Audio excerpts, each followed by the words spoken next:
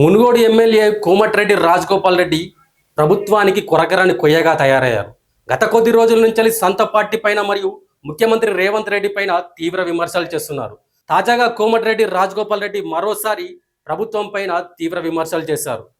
Triple R project అంటే ప్రభుత్వం ప్రతిష్టాత్మకంగా చేపట్టిన త్రిపుల్ ఆర్ ప్రాజెక్టుకు సంబంధించి ఎక్కువ శాతం భూములు కోల్పోయే రైతులందరూ మునుగోడు ప్రజలే ఉన్నారని, మునుగోడు నియోజకవర్గాలే ప్రజలే ఉన్నారని, కనీసం నాతోని ఆ విషయం చర్చించలేదని చెప్పేసి కోమటిరెడ్డి రాజగోపాల్ రెడ్డి చర్చించారు.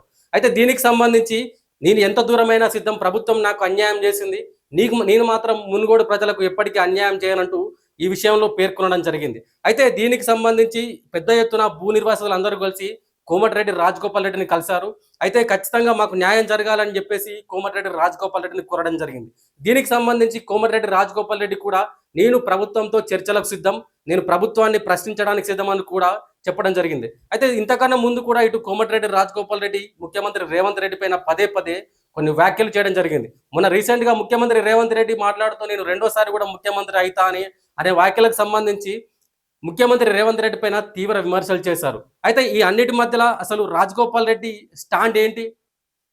రాజగోపాల్ రెడ్డి అసలు కాంగ్రెస్ పార్టీ లైన్లోనే ఉన్నాడా, లేకపోతే కాంగ్రెస్ పార్టీ వ్యతిరేక విధానాలకు పాల్పడుతున్నాడా, లేకపోతే పార్టీ నుంచి వెళ్ళి బహిష్కరణకు సిద్ధమవుతున్నాడా అనే ప్రశ్నలు రేకెత్తుతున్నట్లు ఇక్కడ మనకు ఈ వార్తలు చూస్తుంటే క్లియర్ కట్ గా అర్థమవుతుంది. సో ఇప్పటి వరకు అయితే దీనిపై ఎటువంటి యాక్షన్ తీసుకోలేదు రాజగోపాల్ రెడ్డికి సంబంధించి. ఇప్పటికే క్రమశిక్షణ సమితికి సంబంధించి కూడా రాజగోపాల్ రెడ్డిపై కొంత సీరియస్ గా ఉన్నట్లు కూడా తెలుస్తుంది.